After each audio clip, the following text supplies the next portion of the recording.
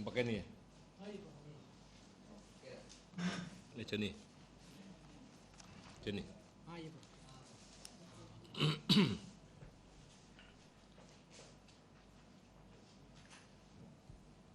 Bismillahirrahmanirrahim. Assalamualaikum warahmatullahi wabarakatuh. A'udzu billahi minasyaitonir rajim. Bismillahirrahmanirrahim. Alhamdulillahirabbil alamin wa bihi nasta'in. Alhamdulillah tuan-tuan, lepas kita berehat tadi, kita sambung kuliah kita. Kuliah yang bertajuk pengukuhan akidah menerusi mukjizat Al-Quran dan sunnah Nabi daripada sudut saintifik. Jadi saya tegaskan maksud mukjizat tuan-tuan. Mukjizat ini dia adalah satu fenomena yang luar biasa yang diberikan oleh Allah Ta'ala kepada para Nabi, yang mana akal kita tak akan dapat menolaknya. Ya tuan-tuan. Jadi macam pada zaman Nabi ini memang dikurniakan dengan dua jenis mukjizat kalau Nabi SAW lah. Ya, yang pertama mukjizat yang disebut hissi atau panca indera, yang mana mereka yang hidup bersama dengan Nabi SAW sahaja yang dapat menyaksikannya pada ketika itu. Bulan terbelah dua, ya, ada pokok perdu, pokok tamar, ya, bercakap kepada Nabi. Semuanya tak masuk akal kita. Itulah yang disebut sebagai fenomena. Pada zaman itu, orang akan kata ini sebagai suatu yang bersifat sihir. Dan kita yang ada pada masa ini cuma mendengar sajalah. Ada di antara manusia yang kata entah dia, entah tidak. Contohnya bulan terbelah dua, tuan-tuan kan. Tapi mereka yang menyaksikan peristiwa ini pada zaman Nabi, yang kuat imannya, bertambah kuat imannya tuan-tuan. Dan mereka dapat ganjaran syurga Allah Subhanahu Wa Taala. Bagi kita pula, kita hanya mendengar saja. Kita tak menyaksikan perkara tersebut. Tetapi jangan lupa tuan-tuan, Nabi SAW dikurniakan dengan satu lagi mukjizat bersifat ilmi, keilmuan, yakni Quran. Sebab itu mukjizat ni tak akan habis-habis sampai hari kiamat tuan-tuan. Ya? Nabi SAW pernah menyebutkan itu, terjemahannya tuan-tuan dirakamkan dalam Sahih Muslim. Kata Rasulullah SAW, aku telah dikurniakan dengan mukjizat yang agung yang kekal hingga hari kiamat. Ia adalah satu kitab yang apabila dibaca oleh manusia, bahkan kalau dia musyrik sekalipun, dia akan mengatakan bahawa Quran bukan daripada manusia atau makhluk-makhluk lain. Tuan-tuan, ini dalam satu hadis Rasulullah yang terdapat dalam kitab Sahih Muslim tuan-tuan. Sebab itu tuan-tuan, kalau kita tak baca Quran, kita tak fahami Quran, kita tidak akan dapat lihat mukjizat ilmi tersebut. Bila kita dah kaji, kita terokai dan sebagainya tuan-tuan, maka kita akan nampak mukjizat dia tuan-tuan. Dan lepas ni saya nak tunjukkan lagi satu mukjizat dari segi kira-kira. Tapi lepas tu saya pindah kepada mukjizat saintifik tuan-tuan. Yang ini juga akan menyebabkan tuan-tuan dan puan-puan teruja melihat keajaiban Quran tersebut. Yakni kita tengok ini dalam surah Al-Muddathir Allah Ta'ala menyebut alaiha tis'ata asyar, di atasnya 19. Tuan-tuan barangkali yang berumur sedikit, tuan-tuan pernah mendengar apa yang disebut sebagai kod 19.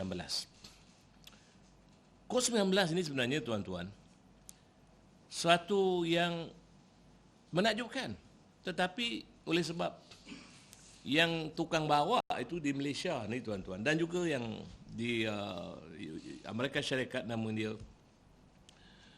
Rashid Khalifah ni, dia menyeleweng. Jadi dianggap kod 19 ni juga satu yang menyeleweng. Tapi bila ada orang beritahu saya tuan-tuan, di mana, di Datuk Keramat atau di Kampung Keramat tuan-tuan, dia kata, doktor, kod 19 ini dia sangat menarik. Saya kaji balik tuan-tuan, rupanya memang betul tuan-tuan. Dia menunjukkan suatu keajaiban dia tuan-tuan. Jadi ini surah Mudassir tuan-tuan, surah yang kedua diturunkan oleh Allah Ta'ala kepada Nabi SAW. Nabi beruzlah di Gua Hira. Jibril datang menyampaikan surah Al-Alaq. Nabi terus beruzlah atau berkhalwat di Gua Hira. Suatu ketika dia turun daripada Gua Hira, tuan-tuan kalau pergi Mekah pun nampak Gua Hira tu tuan-tuan, turun. Ya, Nabi didatangi oleh Jibril alaihissalam. Nabi terkejut. Dan Nabi pulang ke rumah. Nabi minta Aisyah radhiyallahu Siti Khadijah ya untuk menyelimutkan dirinya. Jadi ayatnya berbunyi a'udzubillahi minasyaitonirrajim bismillahirrahmanirrahim. Ya ayyuhal muddaththir qum fa'anzir wa rabbaka fakabbir wa thiyabaka fatahhir. Jadi apabila diturunkan surah ini saja, Nabi diperintahkan oleh Allah untuk berdakwah secara terang-terangan. Jadi Nabi pergi ke Kaabah dan dibacakan surah ni. Bila surah ni dibacakan tuan-tuan, orang-orang Arab, salah seorang daripadanya ialah Al-Walid bin Mughirah. Al-Walid ini bila dengar saja dibacakan surah Al-Mudaththir di depan Kaabah ni, dia terkejut. Dia rasa seronok mendengar Al-Mudaththir. Surah Al-Mudaththir ini dibacakan. Dia kata, Allah, ini bukan sajak, bukan syair, bukan kasidah. Ini lebih daripada itu. Jadi bila dia terpesona dengan Quran, tuan-tuan, ada orang-orang musyrikin yang melaporkan kepada Abu Jahal. Beritahu dia, ini Walid telah terpesona dengan Quran. Abu Jahal datang jumpa Walid. Dia kata kat Walid, adakah kamu tidak ada benda-benda yang buruk-buruk nak cakap pasal apa yang dibacakan oleh Muhammad ini? Walid dia bersumpah, tuan-tuan, wallahi dia kata, akulah di kalangan kamu yang terbaik dalam bidang syair, bidang sajak dan kasidah, bahkan akulah terbaik di kalangan kamu semua dalam syair jin. Wallahi dia kata tidak sama dengan yang ini.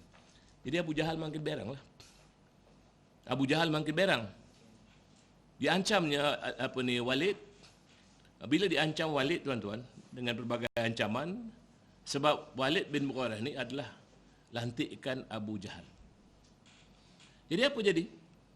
Jadi Walid kata dekat Abu Jahal, bagi aku tempoh sekejap. Lepas tu baru dia cakap, sesungguhnya ia adalah sihir yang memberi kesan. Innahu sihru yu'sar. Tuan-tuan boleh baca dalam surah itu. Innahu sihru yu'sar. Yang saya nak sebut kepada tuan-tuan pagi ini ialah ayat nombor 30 ni, tuan-tuan. Ayat nombor 30. Allah Subhanahu wa taala berfirman, alaiha tis'ata ashar. Alaiha tis'ata ashar, di atasnya 19. Apa 19 itu? 19 itu dijelaskan oleh ayat 30. Ayat Quran mentafsirkan ayat Quran. Alaiha tis'ata ashar diterjemahkan, diberi makna oleh ayat yang berikutnya, ayat nombor 30. Wa ma ja'alna ashaban nari illa malaikah.